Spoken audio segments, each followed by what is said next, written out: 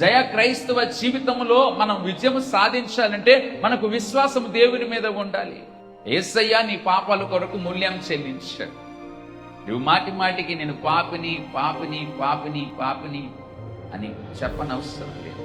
నీలో ఉన్న కొన్ని బలహీనతలు అపవాది గుర్తుకు తీసుకొని వచ్చి నీ కళ్ళ ఎదుట పెట్టి, గడిచిన వారం నీవు ఇన్ని తప్పులు చేస్తావు, గడిచిన నెల ఇంత పాపం కూడగట్టుకున్నావు, పోయిన సంవత్సరం ఇంత పాపంతో నీవు ఉంటివి, పాపైన మనుషుని యొక్క ప్రార్థన దేవుడు ఆలకించాడు కదా, నీవు పాపములో ఉన్నావు, నువ్వు ఎలా ప్రార్థన చేస్తావని పదే పదే ఎవరో మన ప్రక్కకు నిలిచి మన చెవిట్లో ఏదో చెప్పినట్టుగా, మన తలంపుల్లో ఏదో ఒక ఆలోచన పోసినట్లుగా అనిపిస్తూ ఉంటుంది.